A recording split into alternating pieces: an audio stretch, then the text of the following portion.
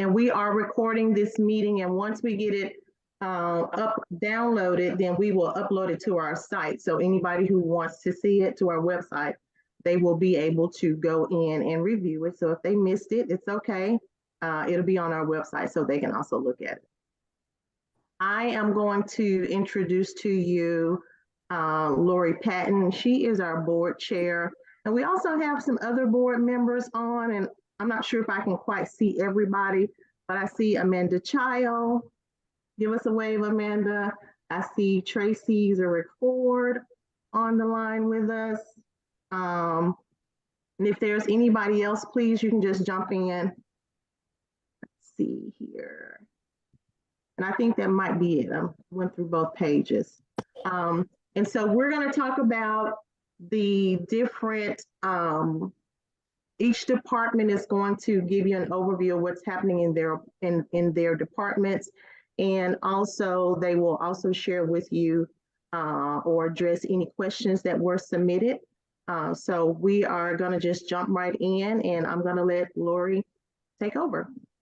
Thank you, Venus, and thanks everybody for taking your time to be here tonight. I see some faces that are used to the council circles and some new faces tonight. So glad to have everybody join us.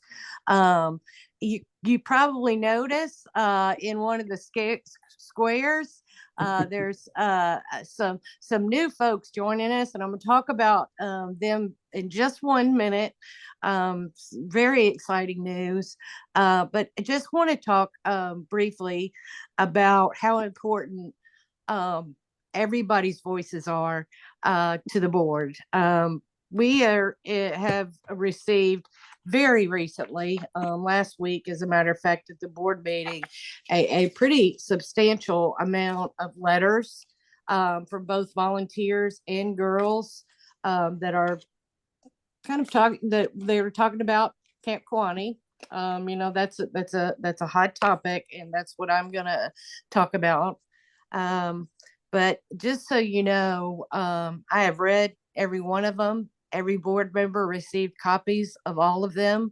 They have been posted on a document, eDocs. I think it's eDocs. I'm not the best in technical things, for all the board members to read, and for anybody else that's interested. And it's important, and I appreciate it. We appreciate your time taking to write those letters. We appreciate each one of you reaching out to us as a group or individually. And we are paying attention, and we know that Kiwanee being closed is a big issue. But what I want to talk about, which is so exciting, as you know, in several of our last council circles, we've talked about what our next steps would be. And our next steps would be hiring a consultant to come in, analyze our camps, look at our properties, and help but guide us into a strategic plan. And tonight, I have the honor of telling you that we have hired a company, and they are called Studio Outside. Mike Fraze is here, and he's going to talk in just a minute and give you an overview of their company and what they are going to be doing for us. But this is a big deal for the council. This has never been done in the past to this degree. We did an in-depth search for a consultant. We went through probably 4 or 5 companies that are out there that do this work. And Studio Outside quickly came to the top. They worked with many other councils. They've done a lot of work across the country. One of the things that I know really hit our hearts was they're good land stewards. And they're just going to take us to a next level and a progression into how we move forward on all of our camps. So with that, I'm going to turn it over to Mike and let him introduce and give you all an overview of what's going to happen next. So, Mike, thank you so much for being here, and go for it. And I know everybody's going to be excited once they hear you talking. Oh my goodness. I think Lori, I'm gonna hire you to do my intros. I don't know if I can follow that, to be honest with you. So with me today is Ellen Dink. This is one of my partners, and we've been working Hello. on camps together, especially the Girl Scouts for what, Almost 10 20 years. 20 years? Yeah, it's been a while. Super excited to work with you guys. I know that I don't want to take up too much of your time. It's always dangerous when you hand it over to the landscape architect and let us start to talk, because we just love to talk.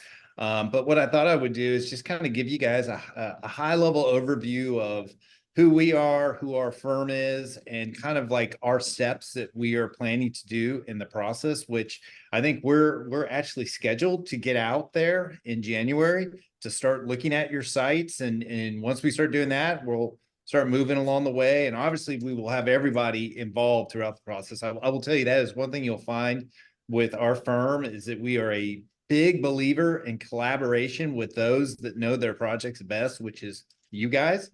And so we'll be leaning on you and working with you to kind of filter through some of the work we're doing. Should I just share my screen and I can kind of flip through a couple slides I have, if you guys don't mind? I'm gonna cap it at 10 minutes. I promise. I was told 5 to 10 minutes. I'm gonna got a clock up on my screen here. So let's You have see. screen sharing abilities now. Alrighty, let's see if that. Oh goodness. Oh, give me 1 second here.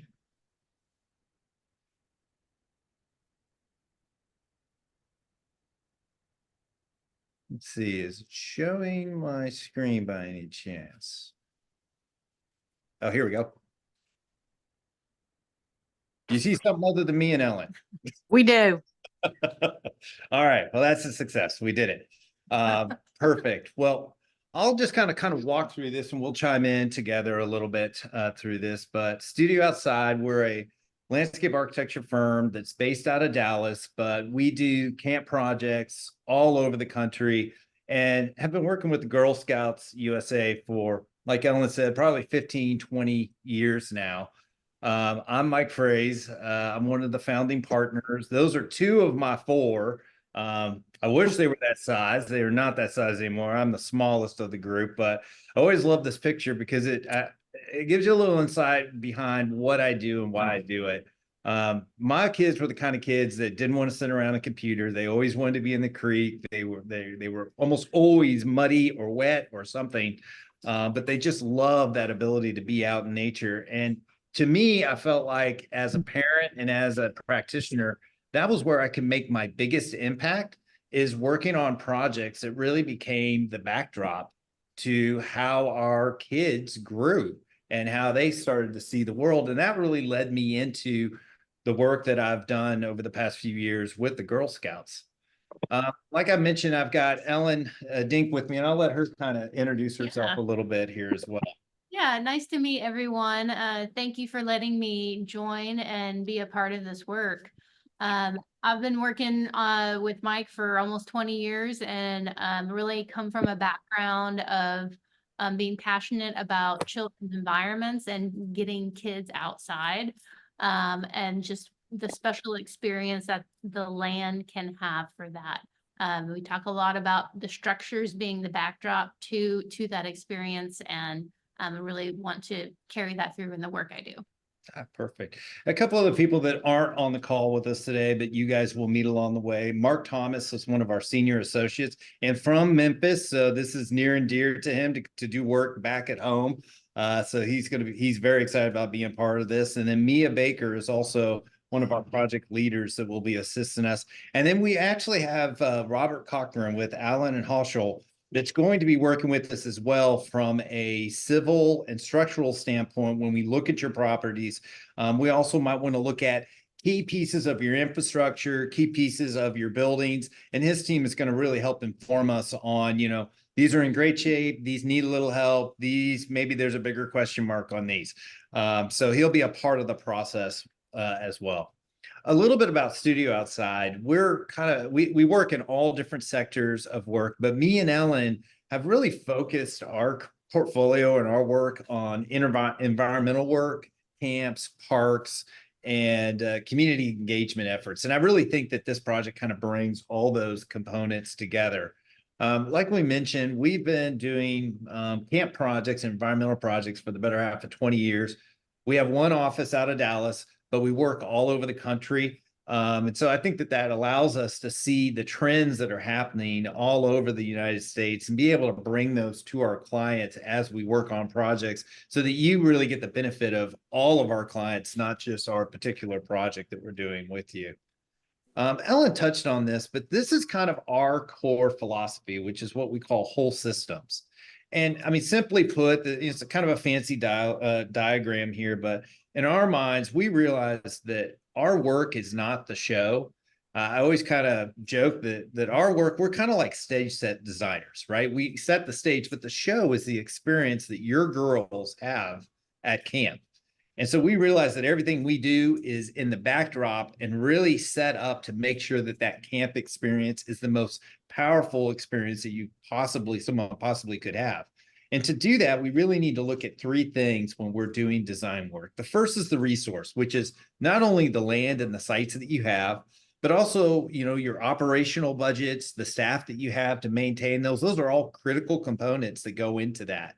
The people that we're serving, which obviously the girls are the first that come to mind, but also your stakeholders, your alumni, any potential partners, and honestly, the staff as well. We need to design this to make sure that the staff can deliver the best camping experience possible. And that's why this collaboration is so important. And then programming, understanding, day camp versus resident camp, making sure that things are accessible, and to always build progression into everything we do, not just into programming, which I know is a core foundation of Girl Scouts, but also just how you experience camp and the spaces that you visit. And with you guys, because you have multiple sites, how does that progression work between your properties as well, so that each are leveraging one another? So a little bit about our story, and I promise I'll be quiet, right? But, our history with the Girl Scouts started out, our very first client years ago when Studio Out started was Girl Scouts in Northeast Texas. And they hired us for honestly a very similar project. It was a portfolio master plan to look at I think they had 5 sites at the time in their portfolio, and to really look at how those properties work together. With them, we looked at how they were located across kind of the North Texas region. We came up with this concept, not to say we would do this for you, because every one of these projects is different, but we looked at this notion of centers of excellence, which were key camps that showcase key program elements, and then other supporting sites that are tied to either proximity to Dallas or other larger metropolitan areas as a way to think about how all their properties work together. Ellen worked with me on the Texas Oklahoma Plains project. That was one that kind of came on the heels after Northeast Texas. So this is kind of our sister city of starting in Fort Worth, going all the way west from that point in Texas. But this was a little bit different. They had already decided their 2 premier centers of excellence camps. So that was Camp Rio Blanco and Stevens Ranch. And so our goal was to come up with 2 master plans for those camps, but as you can see from the map, they had other facilities as well. But they were in very different ecoregions of the state, and so our designs really reflected what was special about those ecoregions. And this is just an example of this is Camp Rio Blanco. It was defined by the hydrology and how the water moved through the site. And we tried to reorient the camp and programming back to the original function.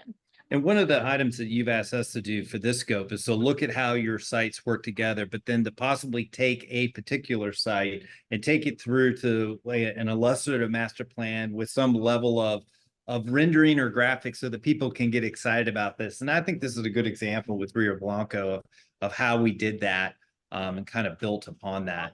But after those 2 projects, we actually were approached by Girl Scouts USA to work with them to look at really kind of holistically how the national movement looked at their different properties and their different programming in a new way to make sure that we're still on point, but that we're still delivering meaningful program to our girls, but at the same time, taking advantage of our resources and our relationships. And that was a great experience where we worked with councils all over the country. We got to share and hear from their experiences and what they were dealing with.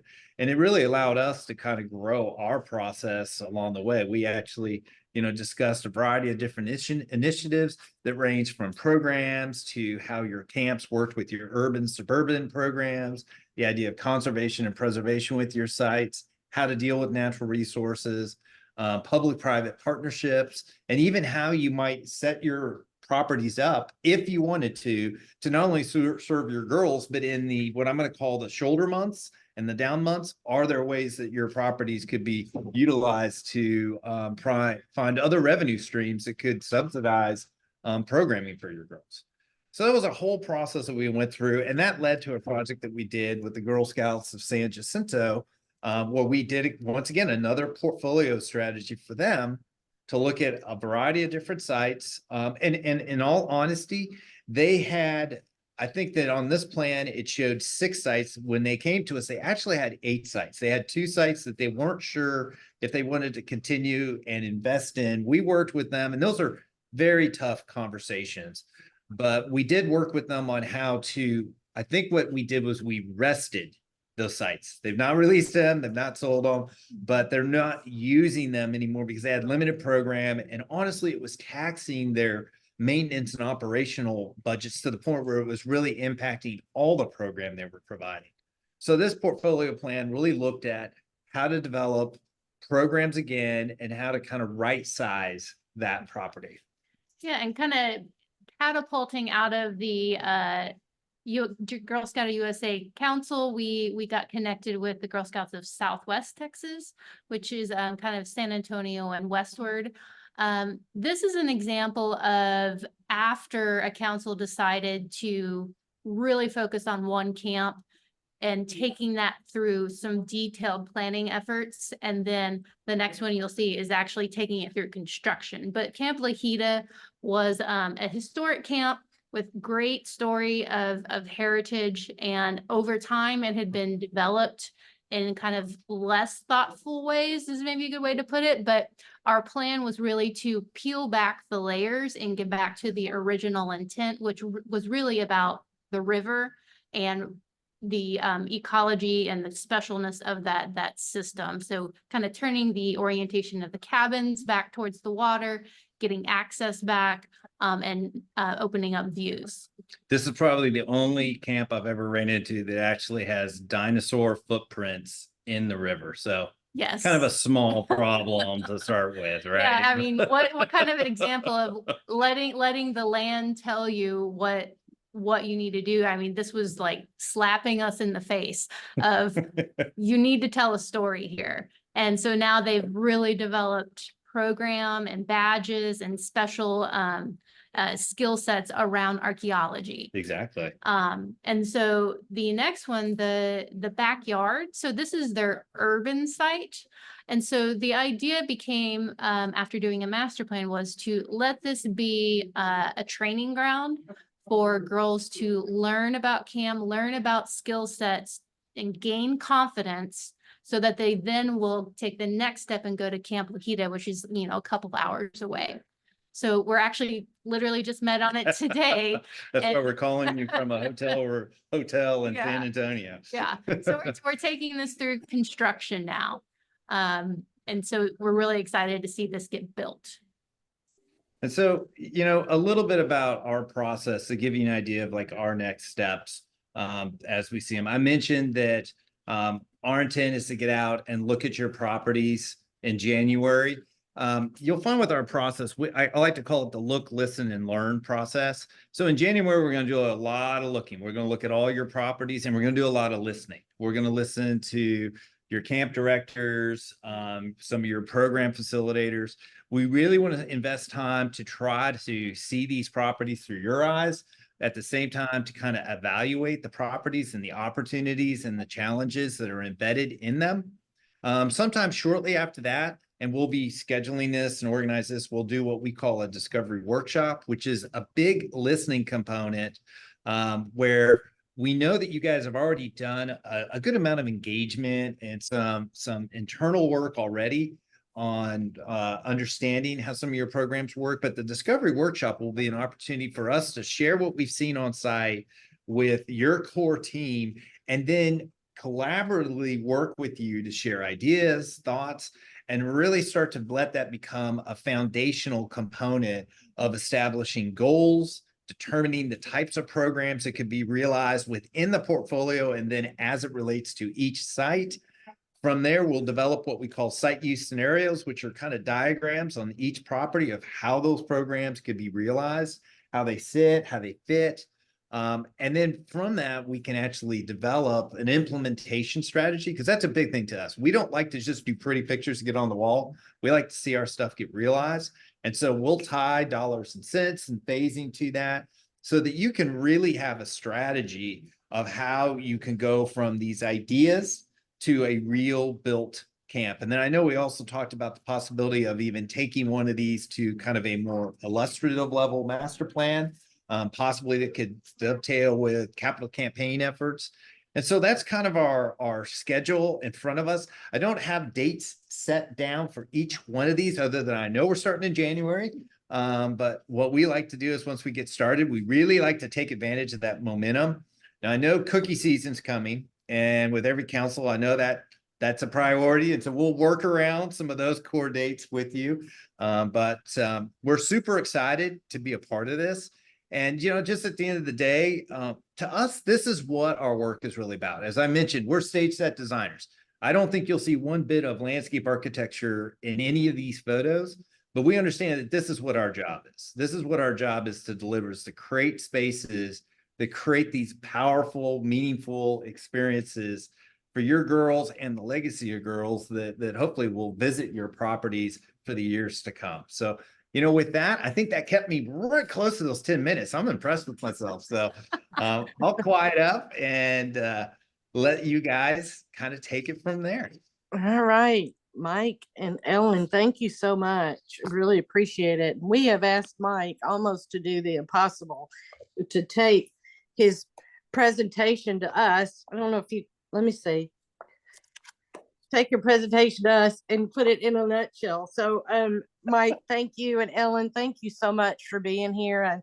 I believe y'all are out of town. Yeah, it's a Girl Scout day. We've been working on the Sally Cheever Center, and we just rolled right into this call with you guys. It was great. So really appreciate y'all being here. We're gonna move on, and so I'll let you sign off. But thank you again. All right. Well, thank you guys. I'm sure I'll be seeing you all soon. We're looking forward to it. Oh, Take care. bye. Bye. So I hope y'all all can see why we made the decision we made. They hit on everything that we've heard from each one of y'all in the past. They are focused on the girl experience. They are focused on good stewardship of our properties and the land.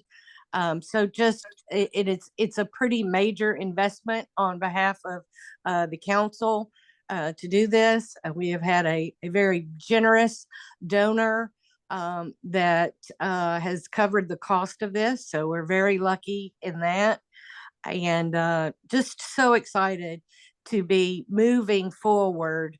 As y'all know, we've spent some time talking about Kiwani, and now we're moving forward and going to get a good master plan for all of our camps. So just can't tell you how excited I am and how I feel very fortunate that we found Studio Outside. They just, like I said, rose to the top of all of the other companies that we were talking to. So with that, I will turn it back over to Venus. Thank you so much, Lori. And I agree. I'm so very excited to be working with Studio Outside. They came highly recommended. And as you saw, they have a lot of experience for working with other Girl Scout councils. So I'm very pleased with the choice. We're gonna jump right into our department updates. And oh, there she is, Carol. Carol was having some tech issues, but I see she's here. I So don't know if, do I have sound? yes, we can hear you. Okay. Each department will just do a brief introduction and then they will jump right into what's going on in their area of expertise. Thanks. And we're going to start with Carol. Hi, I'm Carol Starr. I'm the Chief Accounting Officer. Take care of all of the accounting and money for the council. As of right now, we have just closed our books for September 30th since our fiscal year starts October 1 to September 30th. So we're working on with the audit. The auditors will start working here in the next week or so. They will be physically here in the office in January to go over all of the books, and they will be working through all of that. So that is the biggest thing that we're working on right now is the audit. And if I may, real quick, we obviously, as a nonprofit, you have to have an audit every year. We have in my tenure with the Girl Scouts, we have never had anything come up on audit. Carol has done a wonderful job with everything, and that's it. Thank you. Thanks, Carol. Thank you. Go ahead on and give the order. We'll have Jenny next, and then following Jenny will be Tracy, and then Britton, and then Myra. So Jenny, is she still on? Oh, there she is. Here. All right. Hello, I'm Jenny Jones. I serve as the Hire Awards Liaison for the Council. I'm just going to talk about the different Hire Awards. Junior Girl Scouts are able to work as a team together to earn the Girl Scout Bronze Award with a minimum of 20 hours that are dedicated to the project. The award is managed and approved by the troop leader, and the training and the resources can be found on the Bronze Award page on our council website. Once a troop completes their Bronze Award requirements, the troop leader submits an online request for recognition form, also found on the Bronze Award page on the council website. And I take those submissions and create the recognition letters and certificates from the council. Troops can choose to have their recognitions sent to them for a local ceremony or saved for presentation during the annual council girl recognition ceremony that takes place in April. All of our Hire Awards recipients are invited to participate in the council ceremony each year.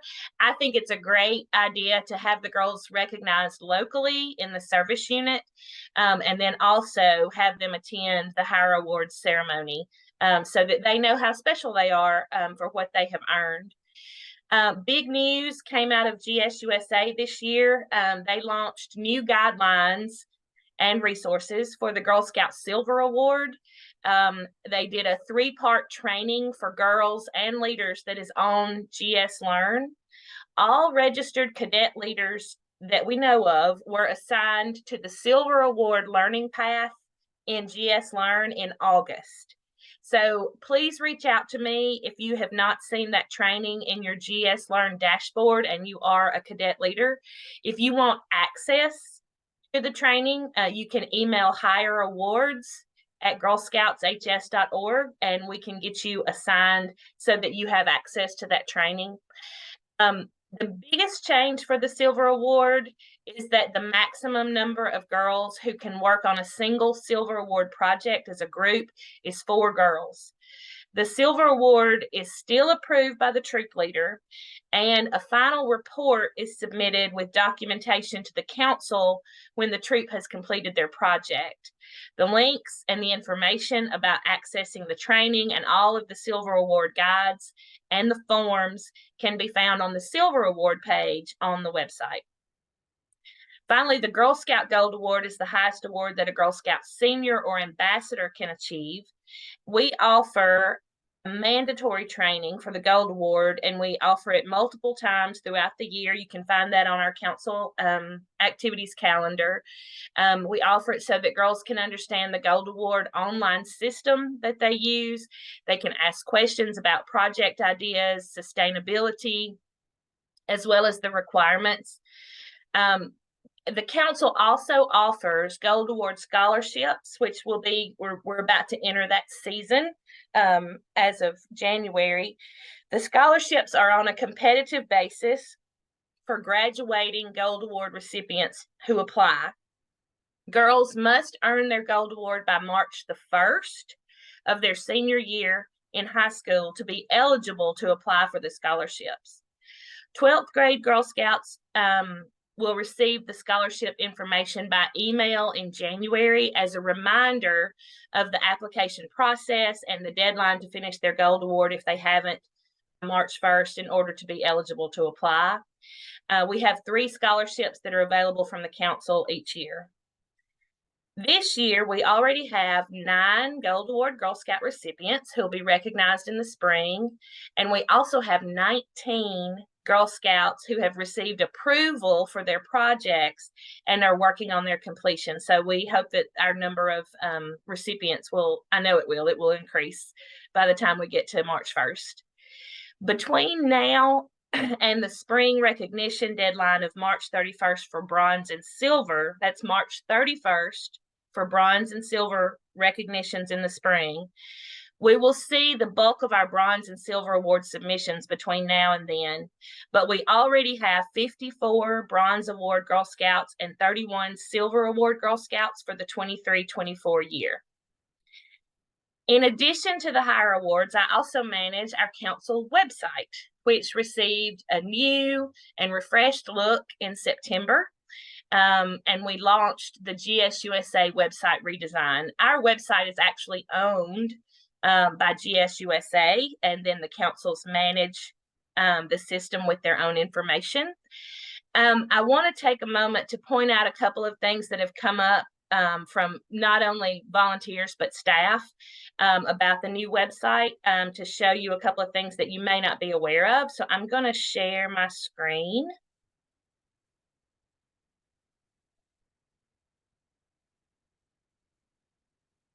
Can everybody see the website? Okay, great. All right, so, oh, I got to get my talking points open for the website. Okay, the home page of the website has a menu of options up here at the top that users can scroll over and see what is in each section. You can see things through a header drop-down menu. Now, the maximum number of items that we can have in this drop-down menu is 5. Several of our pages have additional subpages that aren't visible in the homepage drop-down menu. For example, if you hover over the members section, you'll see 5 listings for that are under the For Volunteers page. But if you click on For Volunteers and go to that page, you'll see a white circle with a green arrow indicating that there are additional subpages in that section. So when you click the arrow, this is what people have not been able to find on their own. You'll see all of the pages that apply to volunteers, including the cookie resources page right here. You see a page for service unit teams, volunteer recognitions, and more, things that we couldn't fit onto that home page drop down. Tomorrow, we will be moving the cookie resources page up into the drop down menu where you now see volunteer fall product resources. That will change to volunteer cookie resources because we're moving into that part of the year. But if you need it for any reason, you can still go back to the volunteers page, and this fall product resources page will still be there. So that's just something that currently people have had a hard time finding the additional pages if they weren't in that home page drop down. Currently, our summer camp page, let me go Camp and Outdoors, which is under For Girl Scouts.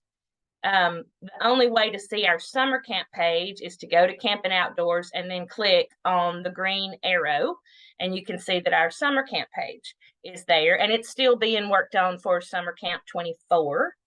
But you can see it that it's there in the sub pages. The link to the summer camp page will be in additional locations of the homepage drop-down menu beginning in January as we begin to promote summer camp. We'll probably put it here under activities. We can also put it under get involved.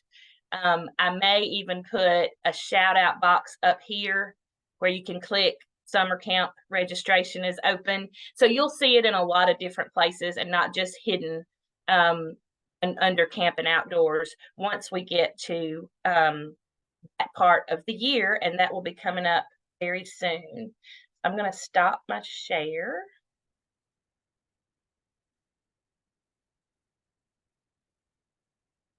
All right. Finally, as I serve as the Director of Public Relations, if you're part of a civic club or any organization in your community and would like for me to come and speak to your group about Girl Scouts and our council, please let me know. I'd love to come and share all the wonderful programs and opportunities that we're offering for girls in order to promote Girl Scouts throughout our council jurisdiction. You can reach me directly by email at Jenny, Jenny, Jones@girlscoutshs.org. I want to thank you all for what you do for Girl Scouts, and we appreciate your time, your effort, and your dedication. And now I'm going to pass it on over to Tracy Nichols. Hello, I'm Tracy Nichols, and I'm the Director of Membership and Recruitment. And I'm going to give you an update on our membership numbers.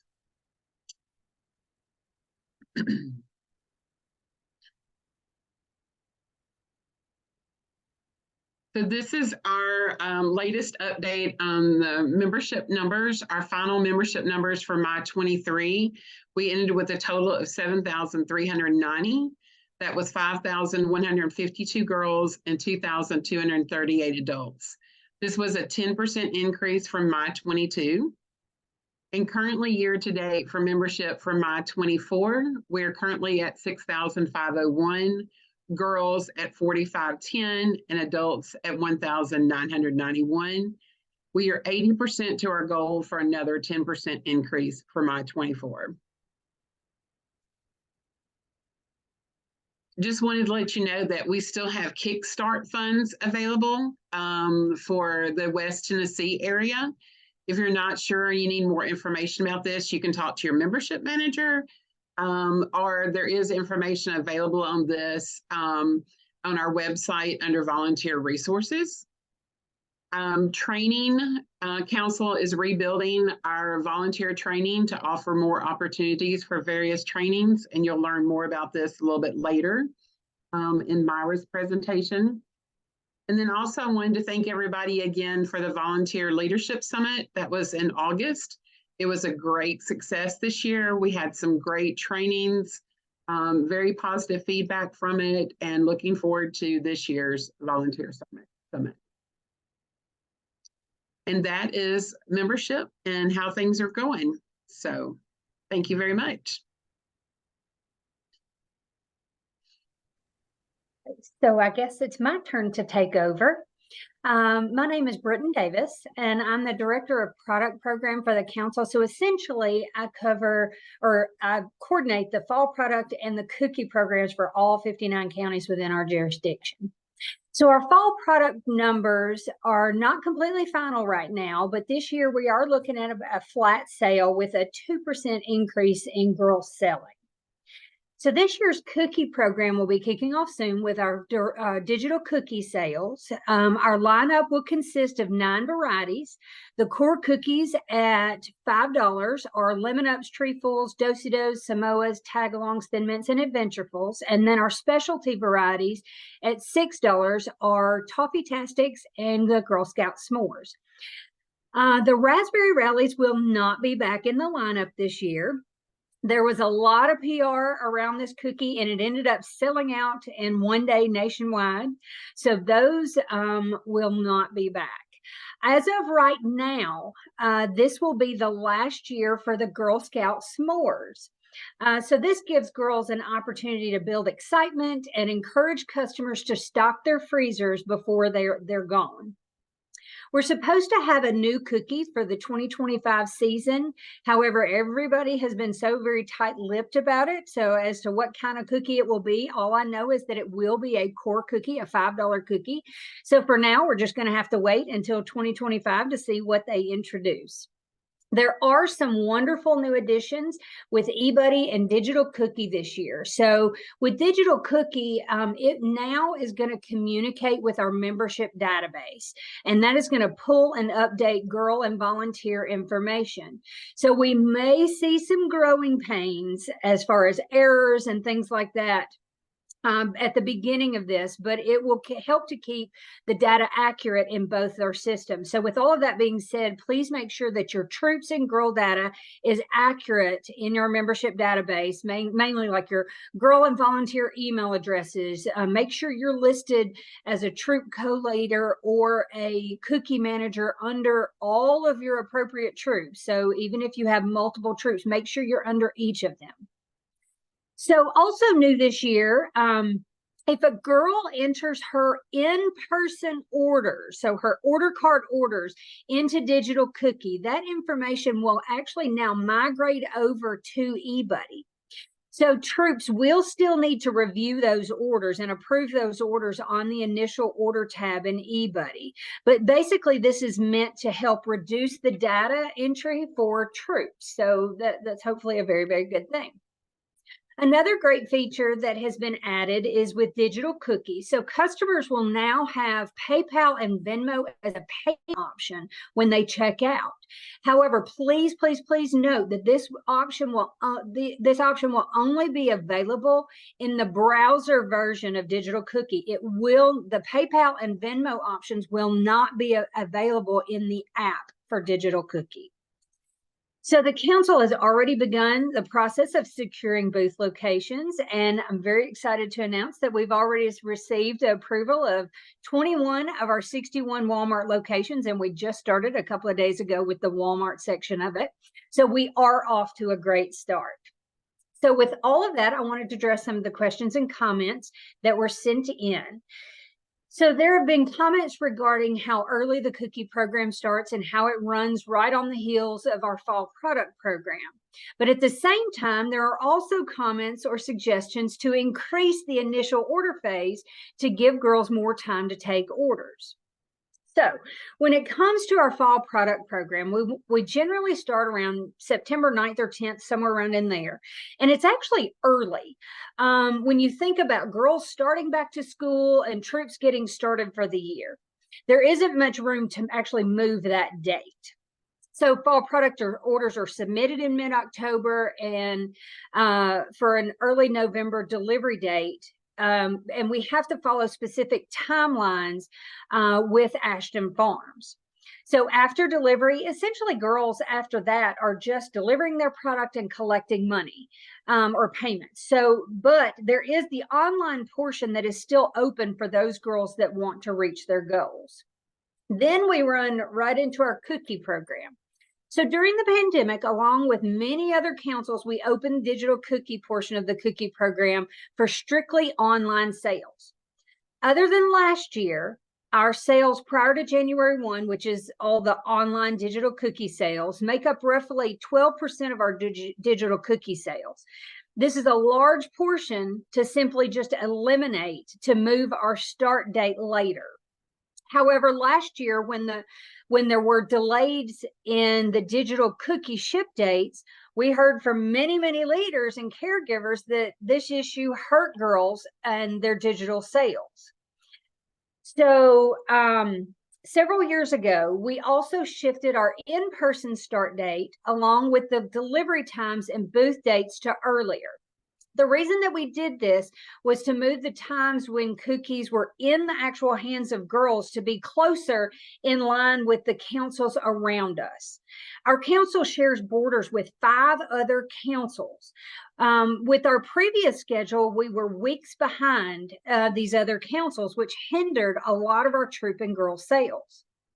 We also have a very specific timeline that we have to follow with Little Brownie Baker. So to begin our booth sales earlier, to be more in line with those councils, that means that we have to have an earlier delivery date, which leads to an earlier troop submit date.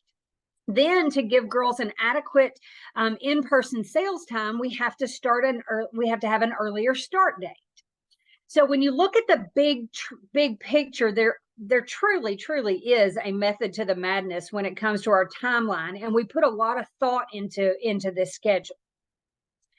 So the options for the fall product lineup that we offer have become more limited over the years due to GSUSA restrictions on the number of items offered by our nut and candy vendors. We do evaluate the items listed on our order card each year. Many of the items that are available online are online exclusive items, and they are not available for us to add to our order card. Unfortunately, the items that are offered by M2 Media are out of our control, such as the types of magazines that are available. However, the Tervis tumblers and the Bark Box options were added to the lineup this year, which gave variety and has also it did prove to be very successful. Now, the troops that strive for Super Troop are troops that go above and beyond, which does include participating in both the fall product and the cookie programs. Both programs are emphasized equally, encouraging at least 75% participation in both programs for those Super Troop qualifications. Girls learn the 5 key skills participating in both the fall product and the cookie programs, which does foster leadership and entrepreneurship. But a little hidden secret, unhidden secret, is that troops tend to earn more proceeds from smaller amounts sold during the fall product program than they do in the cookie program. So if a troop sells $100 in fall product program, their proceeds will be at least $17, if not more. Where in the cookie program, if they sell $100 or roughly 20 boxes of cookies, their proceeds are roughly around $14. This year, we did introduce a new way for troops to earn additional cookie proceeds by participating in the fall product program. So since this was our first year implementing this, we started by reaching out to other councils that offered this option and looked at their qualifications. From this, we determined what our qualifications would be. And as was explained during all of the fall product trainings, since we have never offered this opportunity, we will absolutely evaluate those qualifications at the close of this season and make changes if necessary. This year, we did not increase our cookie prices as many councils have. For the 2024 season, we are continuing with the core cookies at $5 and the $6 for the specialty. We do evaluate this each year because the council's costs actually increase every year, whether we raise cookie prices or not. So when we sign a contract with our baker, it's in the actual contract that the individual cost of cookies increases with each year of that contract. On top of that, reward costs increase every year, especially over the past couple of years. Since we have held off on a price increase, all of those extra costs are absorbed by the council. We do want girls and troops to earn proceeds to help with earning badges and have their troop events and trips and help their community. But at the same time, I did want to emphasize that our cookie and fall product proceeds are in line with our national averages. So with all of that information I just threw at you, I do want to turn it over to Myra Collins for her turn. Hello, everybody. This is Myra Collins. I'm the Girl Experience Officer out of the Tupelo office. I have 3 different areas that I'm going to talk about. We're going to start with the program area. So just to give everyone a highlight, since August, we have served over 1,300 girls in 26 council programs. 100% of those programs that we had planned made, which we're super excited to announce that. We've had several new community partners that have come alongside and hosted programs for us, such as the Toyota Experience Center that hosted Invent It, Build It, Cosmetics and Chemistry hosted by Harcross, Makeup with Miss Mississippi, which was one of our Kappa Deltas events, and they had a great time visiting with her, and Night at the Museum hosted by Mosh. All of those were great events. There were many, many more. I just picked the top highlights to share with you. We are very excited to also announce that we've added 2 new staff members to our program team. We have a new outdoor program director.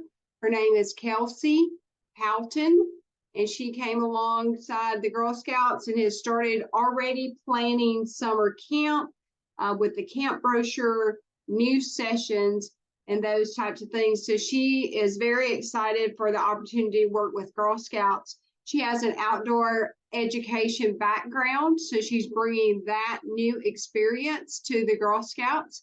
I'm very excited to see that. We also have a brand new staff member, and her name is Sierra Gonzalez Cruz. She's located in the Jackson office, and she will be doing program and outreach in the Jackson area.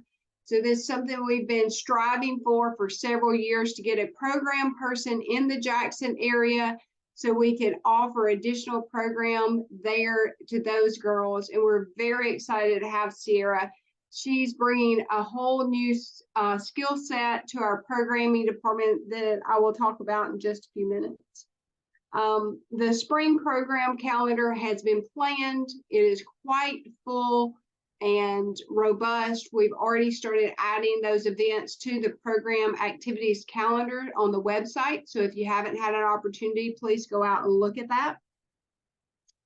And we have I said earlier, the camp brochures will be hitting the mailbox is in January, the first week.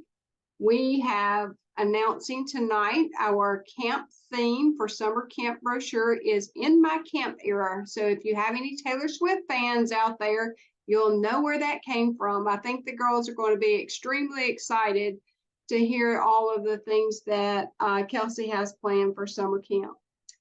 Finally, we have 2 trips planned this summer. This is another thing that we've been striving to get back to, is offering destinations for our girls.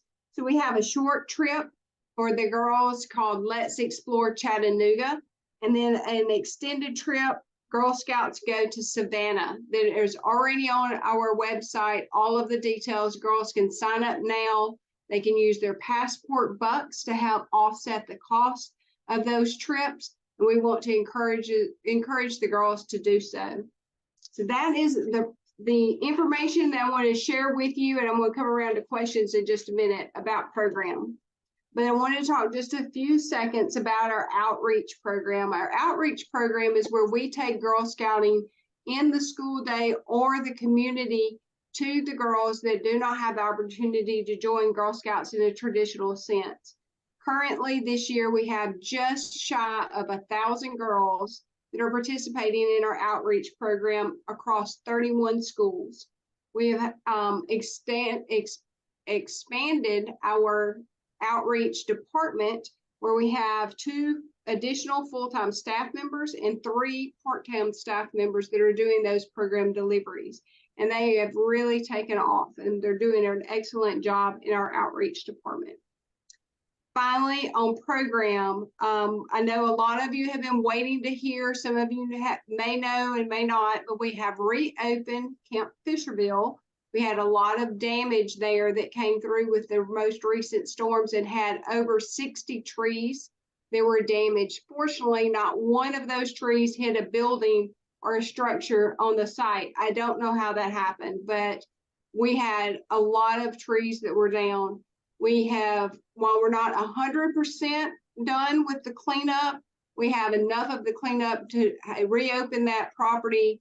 The lodge, the trails, the pavilions, all of that is clean and being ready to be used now. We're still doing some final cleanup with just some of the debris that we've had there. So you'll still see some improvements to come, but that property has been reopened. as expected, we had a lot of questions that came in for the areas. I wanted to kind of touch on some of those questions that you guys sent in and wanted to be addressed. Several of the questions, just to start off with, had to do with events for older girls. Why are we not offering more events for older girls? When we look at our program calendar and we start planning out our year, we actually plan the number of events that we have according to the number of girls in each age level that we have. They're very proportional. So that's what you see when you see that on our program calendar. So if we have more brownies and juniors, you're going to see more brownie and junior programming. But we do make sure that we have the same enough programming across all of our age levels, and we try to expand it to all of our areas too, so we don't constantly have girls traveling throughout the council. And so that's something that we've been trying to do diligently in offering those programs to all of our girls in all of our areas. We also had a question that came through about adding performing arts to our events.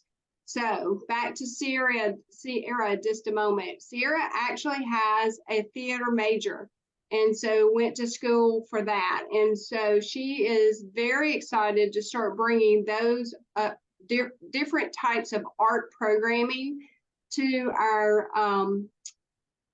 program events calendars. And so we're very excited to be able to offer those additional type of programming with expertise that she's bringing to the council. So you can look forward to having more of those theater art programs in the near future as she gets, you know, her feet wet and understands what all Girl Scouts is about. So we'll be having more of that. Let's see, our next question that we had was about partnerships with local organizations that provide programming. Another thing that we've been working diligently on for the last year, and it's just at the point of being launched on our website, is putting information on there where we have reached out to program partners across our council, where troops can contact them directly to do these one-off programs. So we have things like Botanical Gardens and the zoo and the Gumtree Museum here in Tupelo and the Grammy Museum and lots, I think there are over 35 program opportunities that will be listed on our website, and with all the contact information that you want to see there, where troops can use that as an additional resource to be able to offer those types of small programming for their troops and or service units if it's appropriate for them to do that. So that is coming. It's something that we've heard from you in the past. It's something that we've been working on. We were waiting for the new rollout of the website that Jenny talked about earlier to be able to add that resource to that format to the website. So it is coming. And then Tracy also alluded to the next question, and that was, what about training? Where is our training going? And also we had a question come through about, will we offer Train the Trainer going forward? Again, something that we hear you. We know that that's something that the council wants to be able to offer, and we need to do a better job at offering that for you. It is in the works. We are planning towards offering and finding out how we can offer a better opportunities for adult development, including Train the Trainer. So it may not be very soon, but it is coming. It's on the boards, and we are working on getting that developed and put out there for you guys. Another question in programming that I had was in regards to Juliet School of Etiquette only being offered in Jackson. So the reason that we offered that program in Jackson is it's on a rotation basis. So it's been offered in the Memphis area for a couple of years now. And again, like I said, we want to offer those in all of our different areas. So it was always the expectation that we would rotate that and have it in different areas. This year, the West Tennessee Foundation actually funded leadership programs in Jackson and wanted us to be able to offer them there. This is one of those leadership programs the Juliet School of Etiquette. So it was quickly decided that not only this program, but we have a couple of other leadership programs that are offered specifically for the Jackson area, so we can rotate that around. We know that it may not be convenient for everybody in other areas of our council, but that's why we've had it in Memphis in the past. We're having it in Jackson this year. It will be coming to the North Mississippi area next year. So we want to rotate those around our council and give all of our girls the opportunity to be able to participate in those program elements. And with that, I think that was the majority of the questions that I had that were listed for me. So I'm going to toss it back to Venus. Thank you so much, Myra, and to everybody that presented. Lots of wonderful things that are happening within our council. And I just want to say, like, we get a lot of comments and a lot of suggestions and recommendations, and we are taking it all in and are trying to work through things as quickly as we possibly can. We are always strategizing and looking at where our holes and gaps are, and we understand that there's a lot of things, but and there's a lot of room for growth, but we are tackling those things every day. So we hear you, and some things are new things that we wanted to try to be innovative with and introduce to everybody, but some things are if it's not broke, don't fix it.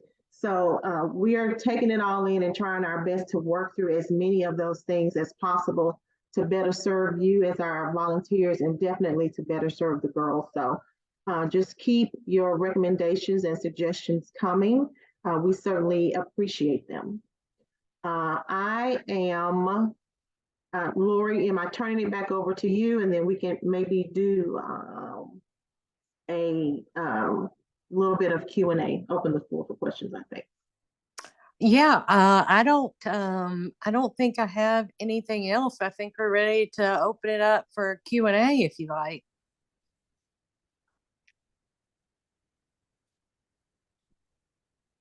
I do think I see a question about the in the chat about the Mackenzie Scott donation. So those funds are restricted funds, of course, for leadership programming in our council. And as of now, we have not utilized any of those funds. We are still in the process of figuring out what is the best way to serve all of our girls across our council with those funds. So as we determine what those things are, then you will see it either in our programming or special things that we do in our outreach departments and things like that. So just stay posted. It's there. It's not going anywhere. The point of it is to use it for our programming and on our girls, and that's exactly what we're going to do.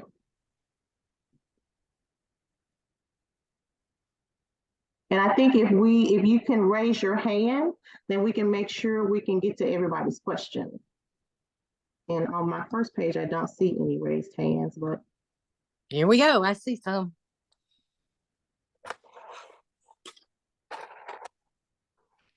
Okay, I see Susan Todd. Hey, Venus. Hey, Lori. Hey, everybody. Hey, Susie. I had just a quick question, just while we're on finances, because at I think at the volunteer summit we had mentioned, and then at the last council circle, just a lot of different little income items that were coming in, like sale of timber, the big donation, which you addressed, and a few other things that were coming through. And I just wanted to know, are those also being held like a restricted fund until they're used, or do those go into the general fund? No. So those are all being set aside, especially if we talk about timber and the sale of White Station. All those proceeds are sitting there, and they've been sitting there with the purpose of we needed to get to a point to where we are investing in our camps in the right places. And we need this consultant to come in and help us do this master plan so that we know where our dollar is going to be spent and in the best place it's going to be spent. So rest assured, all that money is still sitting there. We are going to use it. I assure you we are going to use it. But we wanted to have a good plan in place and use those dollars smartly and wisely. And just to piecemeal out here and let's do this here and let's do this here. We didn't want to do that. The board wanted to have a full on master plan. So, and we're going to move forward. I know some of these folks on this call have heard this before, but this is going to happen. We are going to use these funds and we are going to invest in our camps. We just needed this piece from this from Studio Outside to come in and help us to know what to do and where to do it. Thank you. We're really excited, by the way, to have Studio Outside come in, and a big shout out to Myra, because our troop was one of the ones trying to get into Fisherville. And so the team made it possible. We had 3 of our troops from UABC up at the camp in one weekend, and the girls had a blast. Good. So we're grateful for that. Yeah. Thanks, Susie.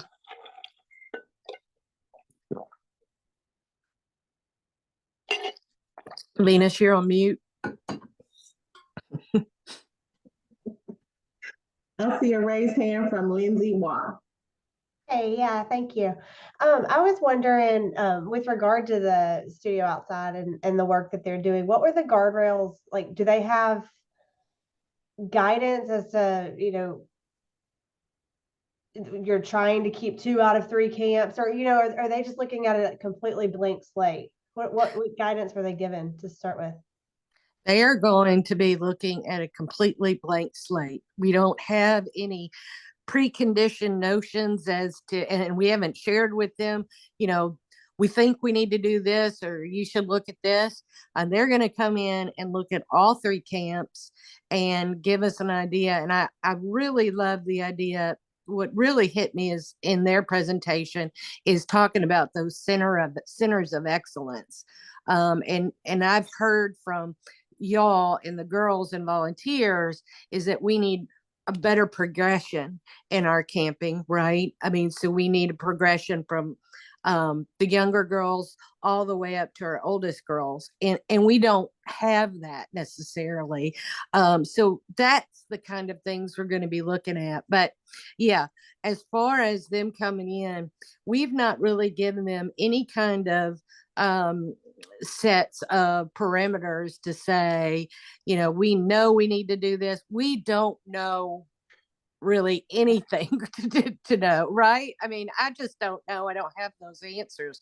So then we had to go to professionals to help us move forward, which is why they're coming in, and they're 2 days. So they'll be going to Kewanee and Fisherville probably in one day, and Ticklewitha the next day. So they'll be looking at the whole of our properties, the whole of our programming, and giving us thoughts on moving forward from there. That's great. Yeah. Follow-up question on talked about doing listening sessions. Are you going to make sure there's like every service unit invited, or somehow to make sure that voices are represented from everyone? Yeah, we will absolutely do our best. We've already had the smaller focus group that we did, but we recognize that not everybody got to participate. One of the things we talked with Studio Outside is an online survey.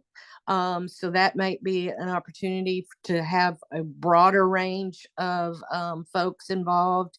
And yeah, we will do our best to get every voice heard, even if it's just a council circle like this that we come on and talk to Mike or something along those lines. But we'll absolutely do our best. I think that'd be awesome.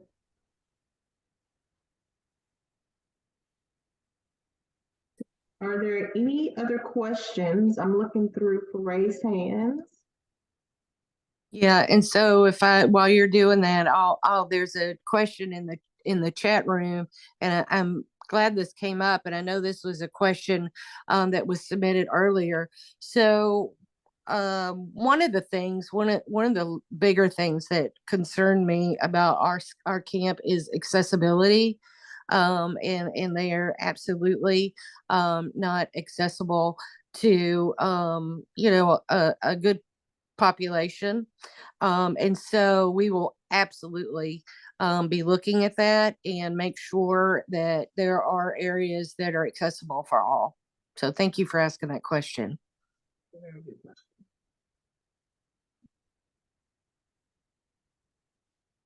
And if anybody has any comments or want to, just their reaction to Studio Outside, I'd love to hear it tonight if you have one. Yeah, that would be great. I don't see any other raised hands or any questions in the chat at this point. I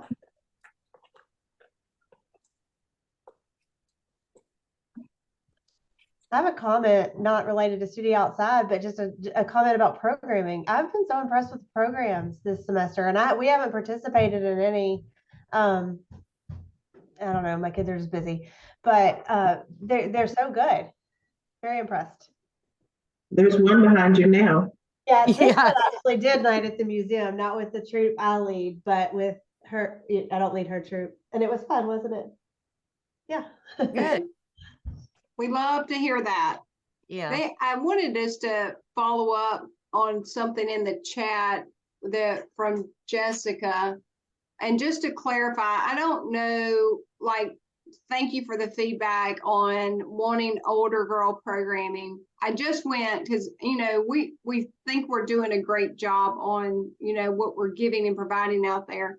So 26 programs is how many that we've had since August. So we do them in semesters. They fall with the school semesters, August to December, January, pretty much to May. And then we have the summer semester where we have summer camp and travel. So since August, we've had 26 programs. Of those 26 programs, 13 were open to older girls, and that's juniors and up. So maybe we're not hitting what they want, because I feel like we have the number of programs out there, but maybe it's not what they want that we're not hitting on. But there has been half of our programs since August has incorporated, older girl programming.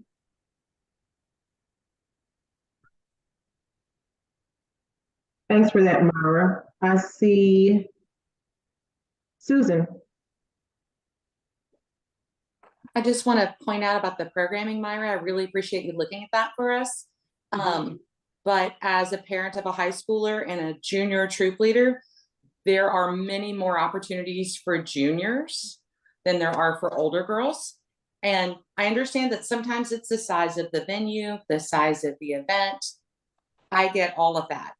But when you say older girls and start with 4th grade and up, 4th through 12th grade, and then refer to younger girls as just kindergarten through 3rd grade, that's lumping a large segment of girls in. Really, the 4th and 5th grade girls, they don't really go with the older girls and they don't really go with the younger girls. Does that make sense? Yeah, thank you for that feedback. Earlier and earlier. So right. I'm glad you pointed that out, because as a junior leader, there are very few events that I would want to take them to with 6th grade and up, because a lot of them are still so little, if that makes sense. So thank you for the feedback, because that's exactly what, when we're looking at it, and there are several that were just cadets and up, and I could go back and look at that, but then we try to open up, we try to get it as wide as possible when it's appropriate for the girls. So that does clarify at least where you're coming from. So thank you for sharing, Susan.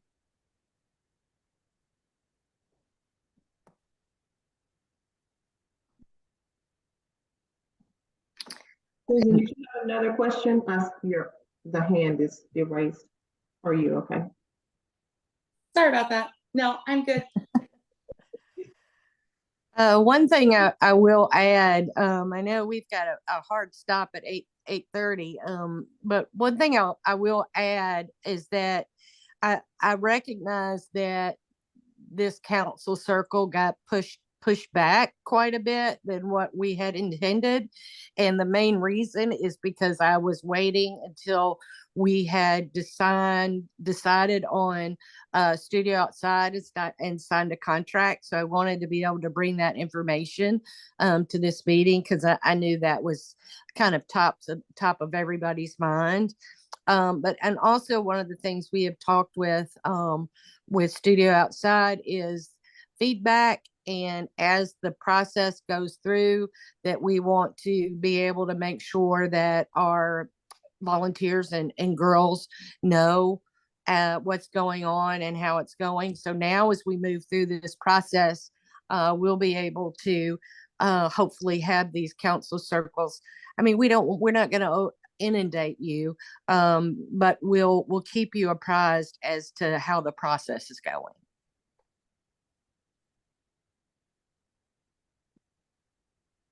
I see. Oh, okay. I see it's been answered. It was in the chat. Catherine Booth has a raised hand. I have a question about the studio outside focus groups. Are they going to include people who don't have girls registered in the council? Because when y'all did the focus groups from the membership summit, like not this past one, but the one before that, some of us who don't have girls registered in troops or girls at all did not get an invite to those. So will that be feedback from everybody, not just girls, including the adults, even though we don't have girls? What I would expect to happen is that, especially with the online survey, that would go to all registered volunteers and girls, so we could look at that. As far as in person or town halls or things like that, we'll have to see. That, obviously it's very difficult to think about if we had any kind of town hall or in person with every volunteer. So that might be difficult, but I will make sure that any kind of online survey goes to every volunteer, regardless of whether you have a girl in a troop or not. Okay, thanks. I just wanted to say, I think one of the reasons why we chose Studio Outside was their dedication to listening to everybody and what they had to say. I know that was really important to me and to the other board members and the members of the property committee, because I'm not at camp all the time. I don't have a troop, and I don't know what your girls want, and your girls know what they want, and you know what you need. So it's extremely important to us that they hear that feedback and that they get it, and they're very open to it. I'm personally really excited about Studio Outside, their dedication to the environment and to camps, and making them for the girls and what they need so that they can enjoy outdoor space again. It was great, and they're super excited and passionate about it. But I think that you'll all get to put in some sort of input in some way, one or another. Yeah. So please, if you see a request come over for to do the survey, please fill out the survey. It's important. It's important that we hear your voices. And I've used this as an example when we started talking about camp, and I'm very passionate about doing this project, doing this master plan. And I have promised that while I will not continue to be in the chair position for an unlimited amount of time, I have promised that I will stay around and see this project through, because this is not something that's going to turn around in a year. We're talking about probably a 3, 2, 3. I don't know. I don't want to even hazard a guess. But if we start talking about construction, and one of the things we talk about studio outside is doing it in phases. So, while we might not have everything done, we would have phases done so that we could start using portions of different areas. But one of the examples I've used is when I started talking about this, I was like, yeah, we're going to need a camp with Wi-Fi, and we need a camp with, all the latest technology and stuff, because that's what the kids are into. Well, y'all know as well as I do, I was way off base, and we learned that very quickly, talking to the girls and in the focus groups. And so we don't want to move forward in building something or making something that the girls don't want. So we need the feedback to know, because I was way off base. So that really opened my eyes in the knowing that we've got to talk to the volunteers and we've got to talk to the girls, because if you build it, they will come, and we need to build what they want, and that's what we're going to do. So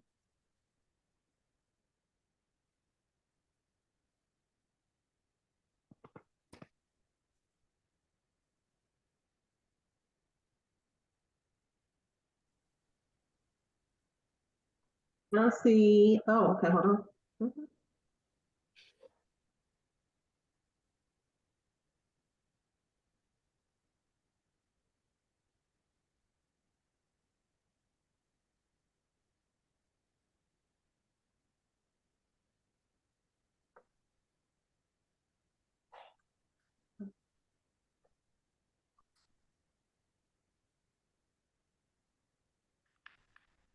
Darla put a comment in the chat, and I just want to say we hear you and we appreciate your feedback, and we will definitely keep that in mind when we're designing our programs and the different types of programs that we're offering.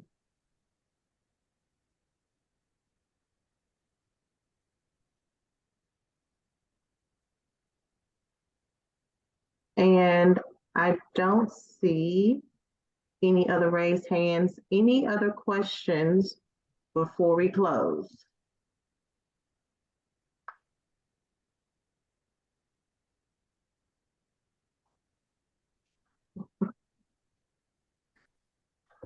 Thank you so much, Susan. Well, if we don't have, Lori, if you are good, if we don't have any other comments or any other updates or questions, I feel like we can give you back your 4 minutes. And I'll just say thank y'all. Thank each and every one of you for your passion and your time and treasure and giving of yourselves to this movement of girls. And what you do is very much appreciated. So, and thank you for being here tonight. Thank you for being here. Thank you all so much for your support. And really just keep letting us know what you're thinking. We appreciate every bit of feedback that we get, and we are doing our very best to make sure that we can include everything that we can. So just to say again that we appreciate you and thank you for being so supportive and for sticking with us through this process. We look forward to hearing more and to including you in all the ways that we can. So when we put the request out there, just answer with a yes, because we will be calling on you. So looking forward to the work that we're going to do together. Thank you. Thank you all so much.